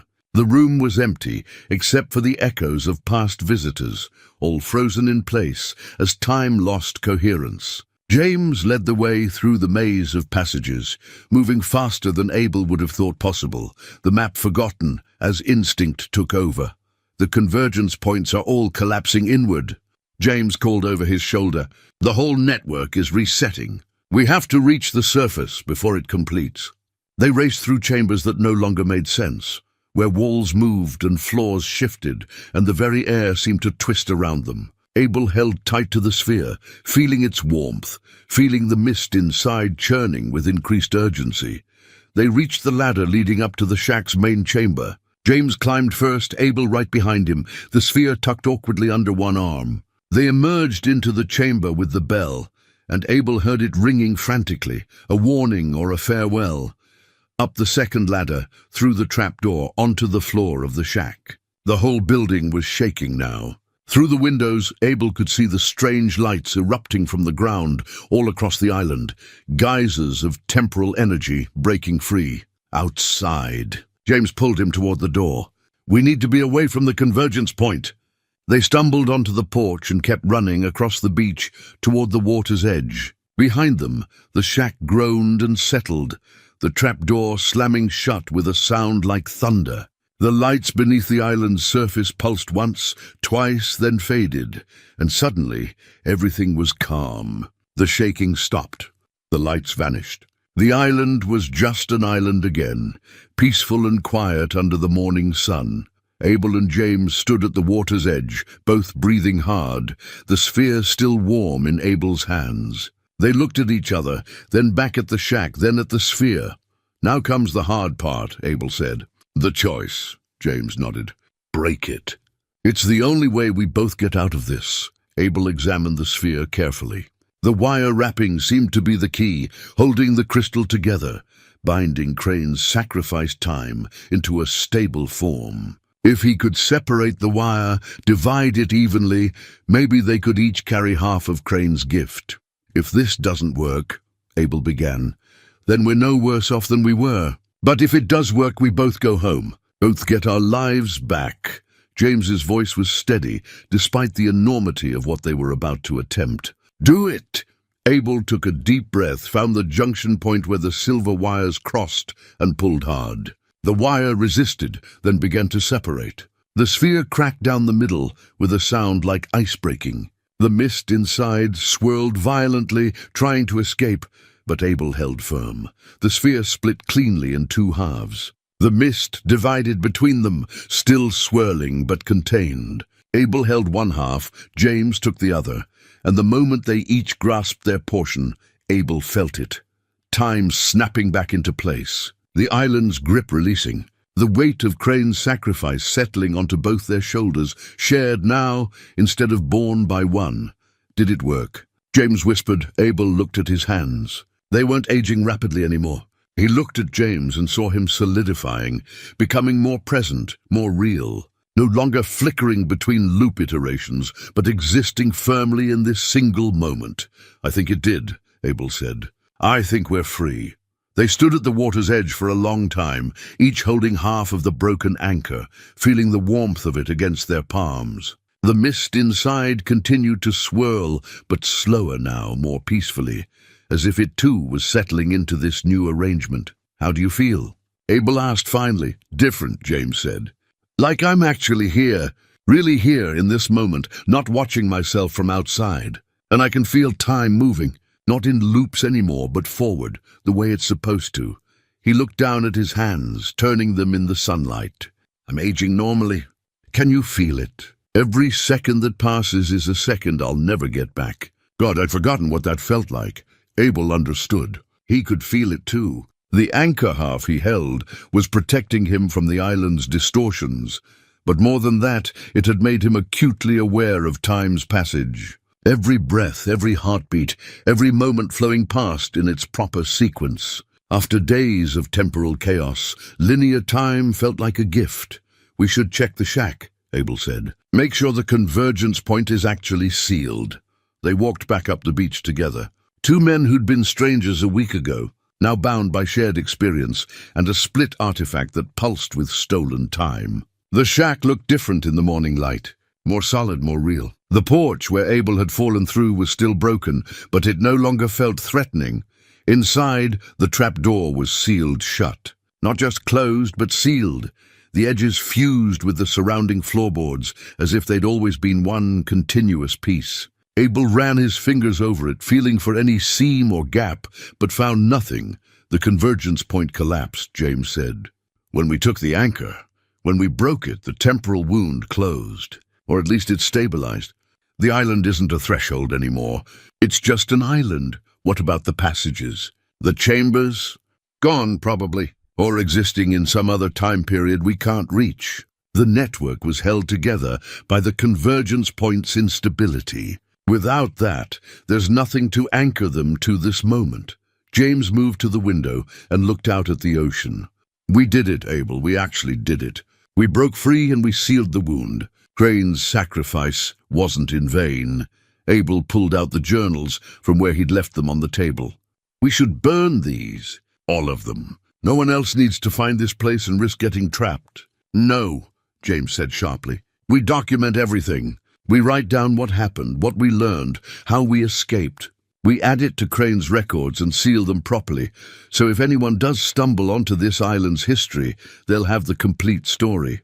Knowledge isn't the danger. Ignorance is. Abel thought about it and realized James was right. Crane had tried to hide the truth, and that had only created mystery that drew people in across centuries. Better to document it fully, create a complete record, and then decide how to preserve it. We'll need to find a way to mark this place, Abel said. Make sure people know to stay away, or at least know what they're getting into if they come here. We could tell Donovan, the ferryman. Give him the journals, tell him to warn anyone who asks about the island. James turned from the window. But first we need to make sure we can actually leave. The island might be sealed, but we need to test whether the ferry will come, whether we can physically depart. They spent the afternoon preparing. Abel gathered his belongings, packed his journals, cleaned the shack as best he could. James retrieved his backpack from the northern campsite, bringing back 43 years of scattered possessions and failed attempts to escape. As the sun began to set, they stood on the dock and James fired the flare gun into the sky. The red star arced high, brilliant against the darkening blue, then faded. They waited, watching the horizon, neither man speaking. The tension was thick enough to taste. 30 minutes passed, then 40. Abel was beginning to think the island wouldn't let them go after all, that they'd sealed the convergence point but remained trapped by some other mechanism they didn't understand. Then Donovan's ferry appeared, rounding the island's southern point, engine rumbling steadily across the calm water. Thank God, James breathed. Thank God. The ferry approached the dock, and Donovan's weathered face appeared at the rail, curious and slightly concerned. "Didn't expect to see a flare so soon," he called as he maneuvered the boat alongside the dock. "Everything all right?" "It is now," Abel said. "We're ready to leave." "Both of us?" Donovan looked at James with interest. "Don't recall bringing you out here. I've been here a while," James said. "Longer than I meant to be. But I'm ready to go home now." They loaded their sparse belongings onto the ferry, and Abel took one last look at the island. The shack stood silent in the fading light, already looking abandoned again. The beaches were empty. The interior forest was still and peaceful. There was no sign of the temporal chaos that had existed beneath the surface, no hint of the 400-year-old mystery they'd solved. Just an island. "Nothing more, you sure about leaving?" Donovan asked as they cast off. "Paid good money for that place." "I'm sure," Abel said. "It's not what I was looking for after all." The ferry pulled away from the dock, and Abel felt the anchor half in his pocket growing warmer, as if acknowledging the distance. He glanced at James, and saw the other man touching his pocket too, where his half of the anchor rested. They were linked now, bound by the shared artifact and the shared experience. Two men who'd faced the impossible and survived by making the choice no one expected. Not competition, but cooperation. Not individual salvation, but shared rescue. As the island receded into the gathering darkness, Abel thought about Captain Crane, still existing somewhere in the spaces between moments, watching all possible futures unfold. He hoped the captain had seen this outcome, hoped Crane knew his sacrifice had finally achieved its purpose. "What will you do?" Abel asked James as they stood at the rail. "After 43 years, where do you even start?" "I have family in San Francisco. Had family, I should say. My wife, my daughter, they'll be old now. Older than me, probably. My daughter would be in her 60s. James's voice was thick with emotion. "I don't know if I can just show up, explain where I've been. How do you tell someone you've been living the same 5 years for 4 decades? You tell them the truth," Abel said. "Or as much of it as they can handle. You tell them you got lost, and it took you a long time to find your way home, but you never stopped thinking about them." James nodded slowly. "What about you?" "Where will you go?" "I don't know yet. I thought I wanted isolation, but maybe what I really needed was purpose. And now that I've had it, now that I've done something that mattered, maybe I can find a way to live in the world again." They stood in comfortable silence as the mainland drew closer, watching lights appear along the coast, civilization, normal time. The world they'd almost lost forever. In Abel's pocket, the anchor half-pulsed gently, a reminder that they weren't entirely normal anymore. They'd seen too much, understood too much about the nature of time and reality. They'd exist slightly out of sync with everyone else for the rest of their lives, protected from temporal distortion, but forever changed by the knowledge. It was a price Abel was willing to pay. Better to be free and different than trapped and unchanged, living the same moments over and over until you forgot what it meant to be human. The ferry docked as full darkness fell. Donovan helped them unload their belongings, accepting payment and asking no questions about where James had come from or why they both looked like men who'd seen ghosts. "The island," Abel said before they left. "Don't bring anyone else out there. It's not safe." "Wasn't planning to," Donovan said. "Place has a reputation. You two are the first people I've taken out there in 5 years who've actually come back." That stopped Abel cold. "What happened to the others?" "Don't know. Couple of them never fired a flare. Figured they died, maybe fell off the rocks or something. One fellow did fire a flare after a few months, but when I got there the island was empty. His stuff was still in the shack, but he was gone. Just vanished." Donovan shook his head. "I told the bank they should just let the place rot. Ain't worth the trouble." "No," Abel agreed. "It's not." They walked up the dock to the mainland, leaving Donovan and his ferry behind. James stood at the edge of the street, looking at the town with wonder and fear. "It's been 43 years, he said quietly. "Everything's different. The cars, the buildings, even the streetlights look wrong. I don't know how to exist in this world anymore." "You learn," Abel said. "Same way you learned to survive on the island." One day at a time, one moment after another, moving forward, because that's the only direction time goes. He pulled out the anchor half and looked at it in the streetlight. The mist inside swirled peacefully, content now that its purpose had been fulfilled. "We carry this knowledge together," Abel said. "We're the only ones who understand what really happened out there. That makes us responsible for making sure it doesn't happen to anyone else." "Agreed. So what do we do?" "We live," Abel said simply. "We live our lives as best we can, knowing what we know, carrying what we carry. And if anyone ever needs to hear the true story, if someone comes asking the right questions, we'll be ready to tell them." James nodded. They stood together at the edge of the street, two men forever changed by an impossible week on a forgotten island, holding pieces of a broken artifact that pulsed with stolen time. The future stretched before them, uncertain but real, each moment flowing properly into the next. And that, Abel thought, was more than enough. They found a small diner that stayed open late, the kind of place that served coffee and pie to travelers and insomniacs. Abel and James sat in a corner booth, both men nursing cups of black coffee, trying to process what they'd accomplished and what came next. James kept touching things, the table, the menu, the coffee cup, as if confirming they were real. "I keep expecting to wake up at my campsite," he said.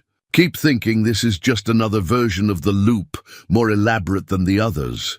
"It's not," Abel assured him. "Feel your heart beating. Feel time passing. That's real. That's linear. You're free."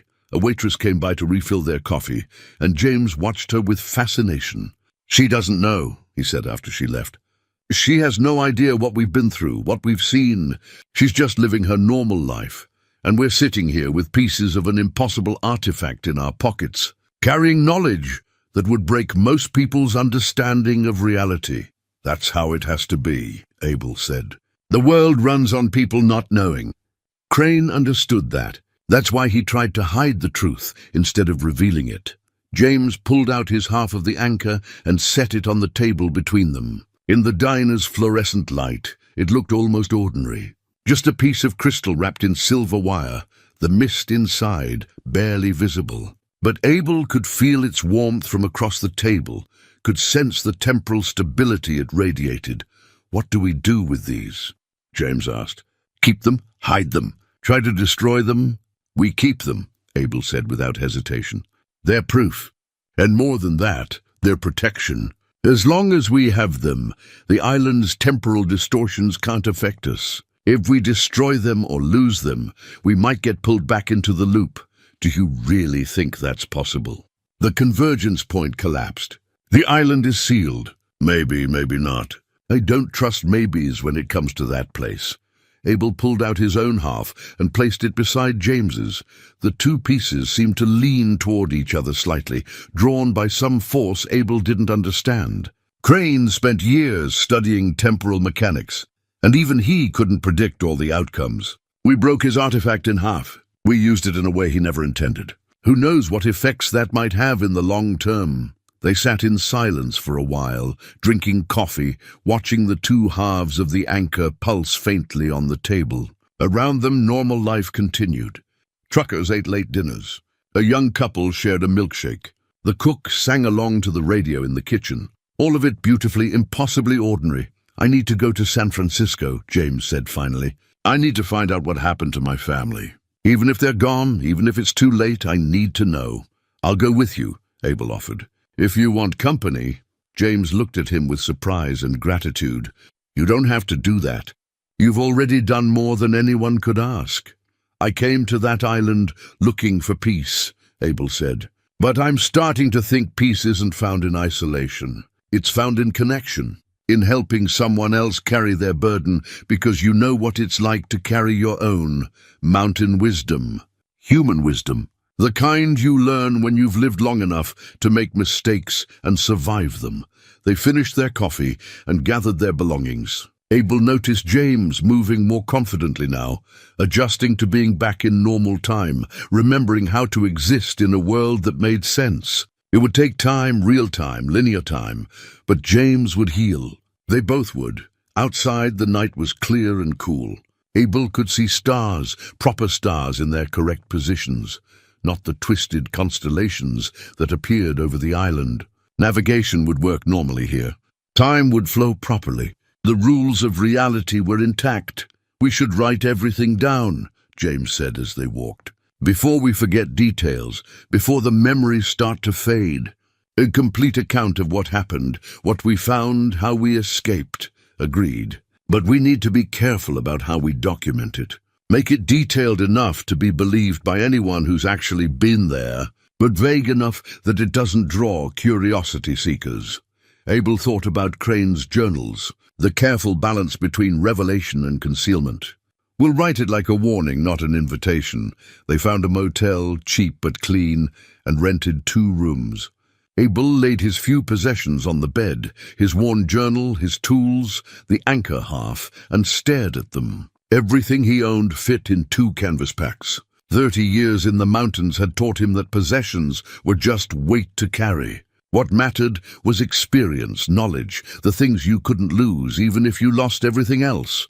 He opened his journal to a fresh page and began to write. Not the scientific observations Crane had favored, but something more personal. A record of what he'd felt, what he'd learned, what the island had taught him about time and sacrifice and the choices that defined a life. "I came here seeking peace," he wrote.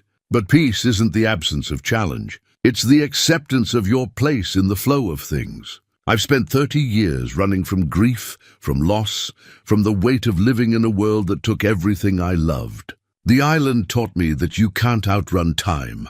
It catches everyone eventually. The only choice is whether you face it standing still or moving forward." He wrote for hours, filling pages with observations and reflections. When he finally set down his pen, dawn was breaking outside the window. He'd written through the night, and instead of feeling exhausted, he felt lighter, as if putting the experience into words had somehow distributed its weight more evenly. There was a knock on his door. James, looking rumpled but determined, carrying his own journal. "Couldn't sleep," James said. "Kept thinking about everything we've been through. Everything we still need to do." "Come in," Abel said. "I was just finishing my account of the island." They sat together, comparing notes, filling in gaps in each other's narratives. James had details about the loop Abel didn't know. How it felt to reset, to wake up knowing you'd lost years, but only aged days. Abel had observations about the island's geography and the temporal convergence points that James had passed too quickly to document properly. Together, they created a complete record, a chronicle of the Esperanza's impossible voyage, Captain Crane's sacrifice, the centuries of people drawn to the island and trapped by its mysteries, and finally their own escape through an act of shared courage and unexpected innovation. "Future generations should know," James said as they worked, "should know that time isn't as stable as we think it is, that there are wounds in reality, places where the past and future overlap, and that human curiosity can be both our greatest strength and our greatest danger. They should also know that we survived," Abel added, "that we found a way out, not through individual heroism, but through cooperation, through choosing to split the gift instead of fighting over who deserved it." When they finished, they had 2 complete accounts of the island's history, identical in content, but written in their different hands, each perspective adding depth to the story. They sealed them in waterproof containers, along with the photographs, the pocket watch, and careful sketches of the anchor halves. "One copy stays with me," James said. "One stays with you. If anything happens to either of us, the other can ensure the truth is preserved." Agreed. "And we check in with each other regularly. Make sure neither of us is showing signs of temporal instability or being pulled back toward the island." They shook hands on it, a formal gesture that felt appropriate for the weight of what they were agreeing to. Then they gathered their things and prepared to continue the journey to San Francisco. But first, Abel had one more thing to do. He took his half of the anchor and wrapped it carefully in cloth, then placed it in a small leather pouch he'd carried in the mountains. It would stay with him always now, a reminder and a protection. A piece of Captain Crane's sacrifice, worn close to his heart, James did the same with his half, tucking it into a pocket he could button closed. The two pieces would remain separate, but connected, like the men who carried them. Bound by shared experience, protecting each other through the simple fact of their continued existence, they left the motel as morning light filled the streets. The world looked different to Abel now. Brighter, more present, more real. He'd spent so long viewing life through the lens of past grief that he'd forgotten how to simply exist in the moment. The island had taught him that lesson in the harshest way possible, but he'd learned it. Time only moved forward.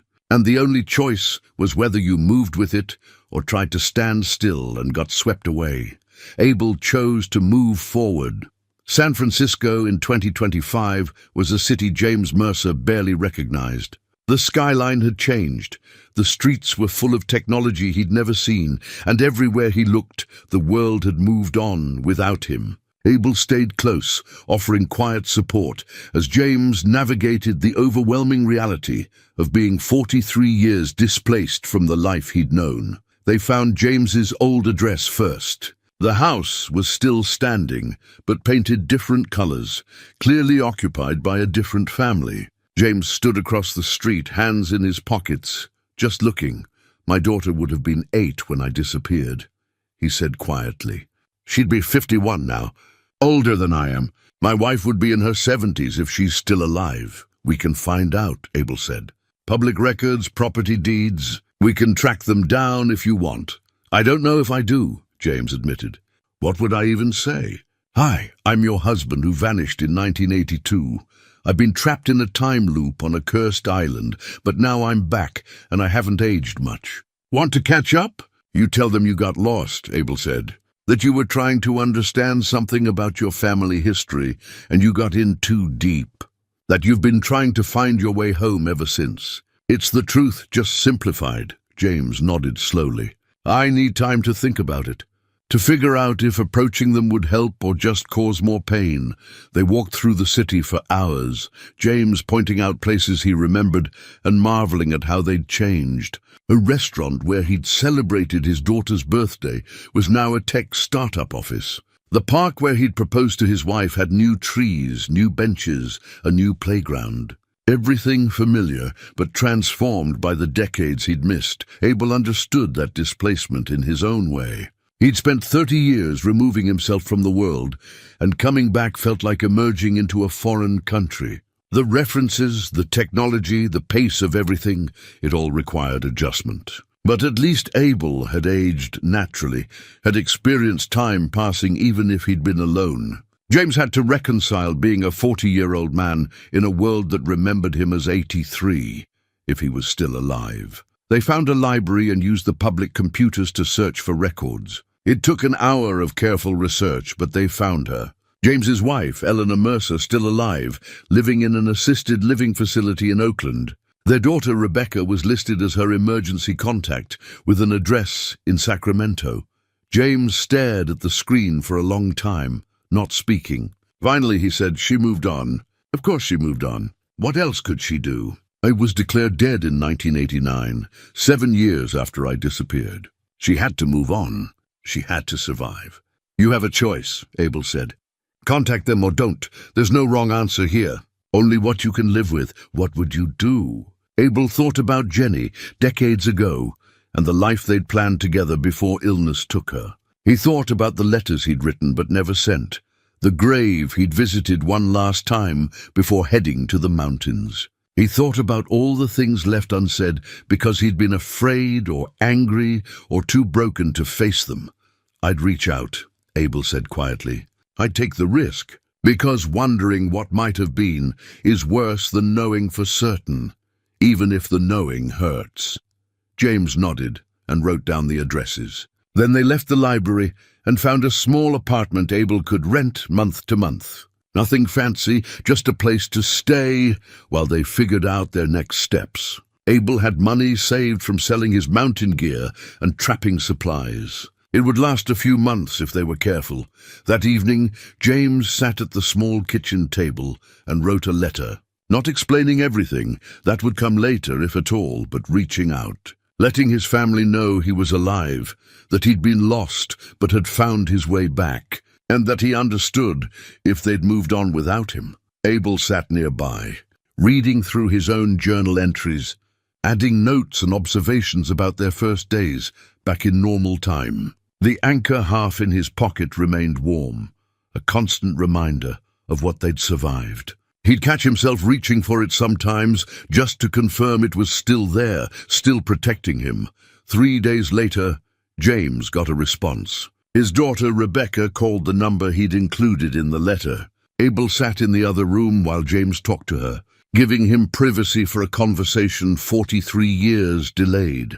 When James emerged an hour later, his eyes were red, but his expression was lighter than Abel had seen since they left the island. "She wants to meet," James said.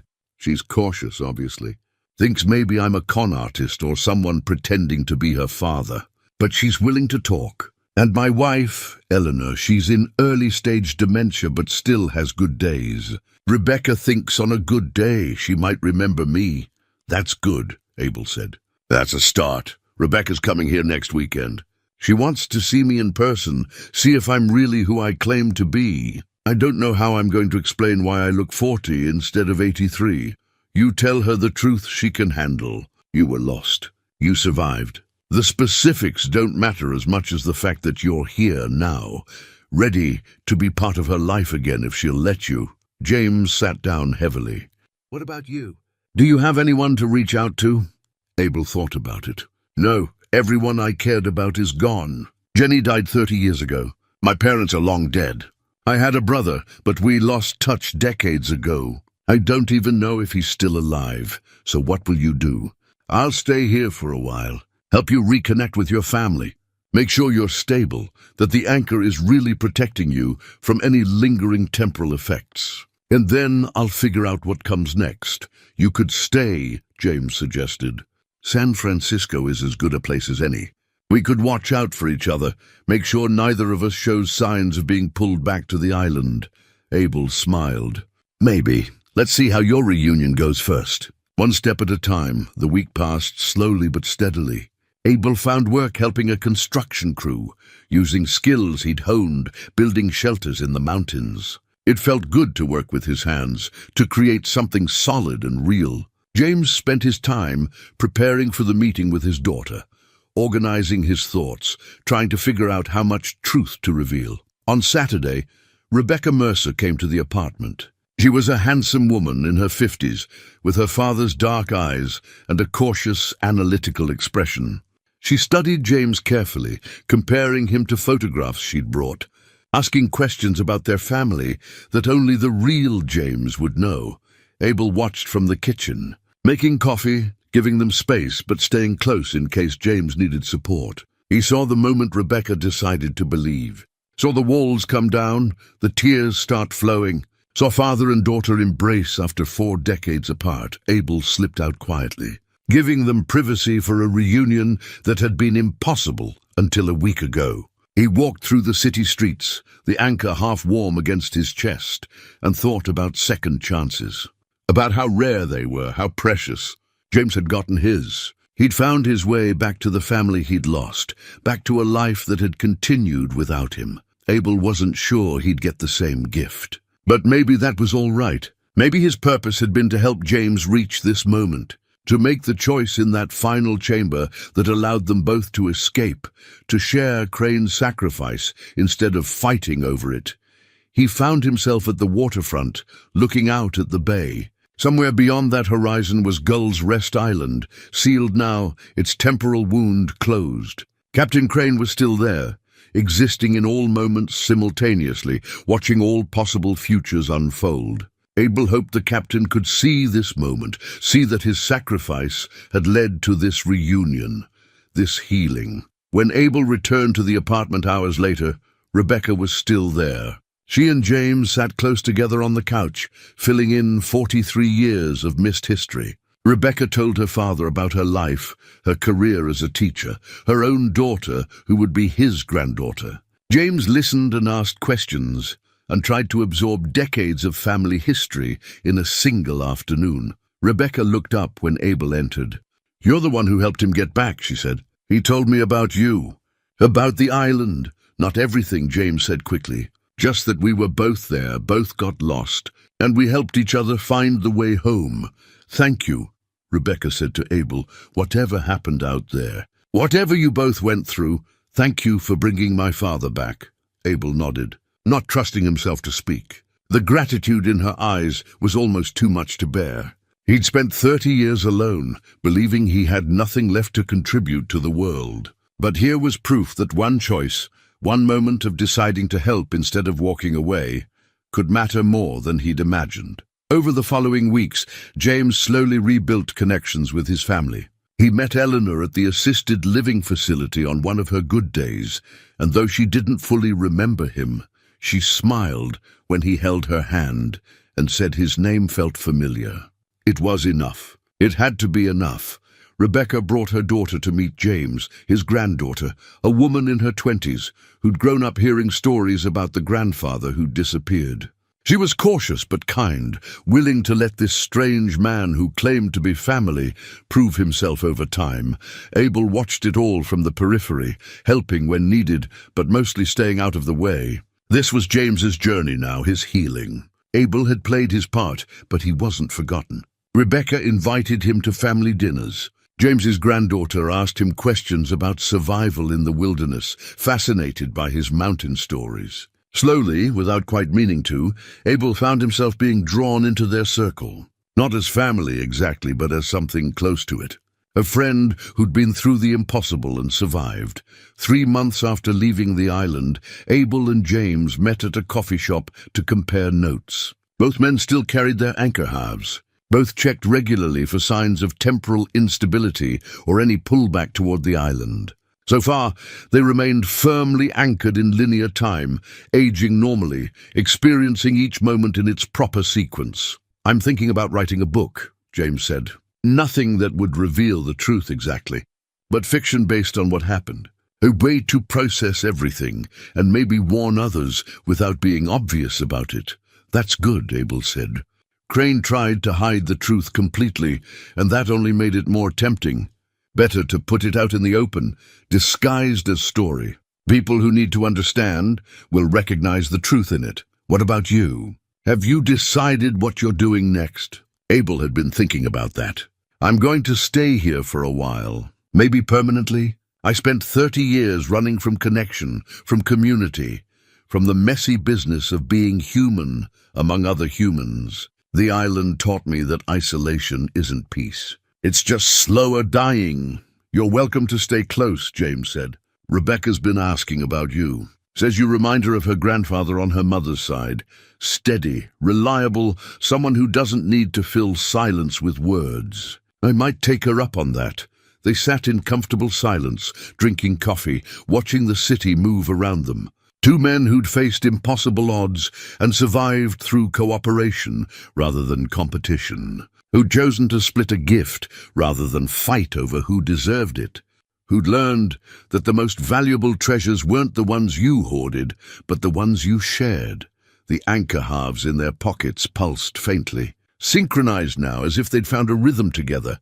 2 pieces of a broken whole, still functional, still protecting, still proof that some things were stronger split than unified. Do you ever think about going back? James asked. Just to see if the island really is sealed, if the convergence point is truly gone. No, Abel said without hesitation. That chapter's closed. Whatever happens to the island now isn't our concern. We documented what we found. We escaped with our lives and our sanity.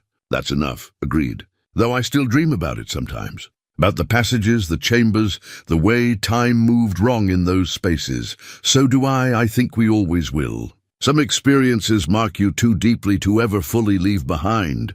Abel finished his coffee. But that's all right. The marks remind us of what we survived, what we learned.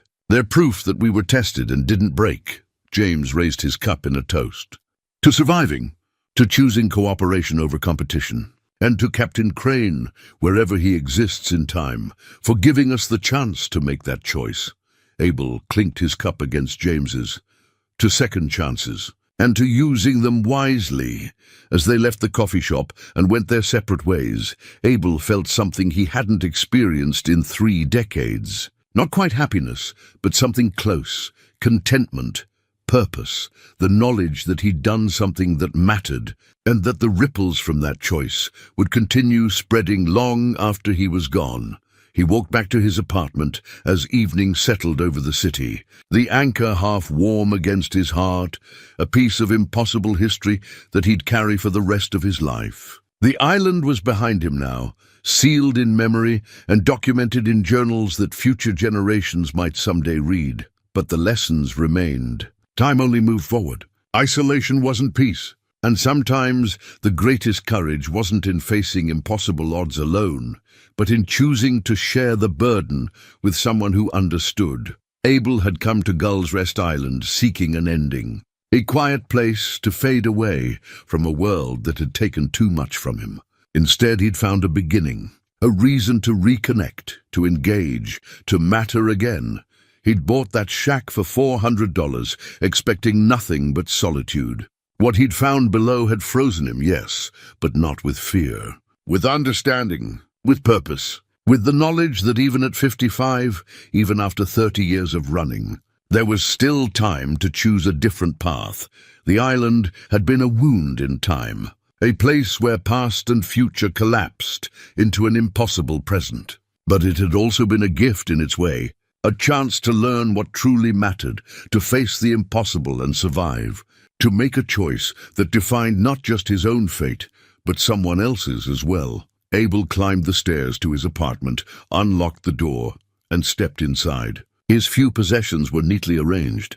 His journal sat on the table, filled with observations and reflections. The anchor half rested in its leather pouch, proof of everything he'd survived.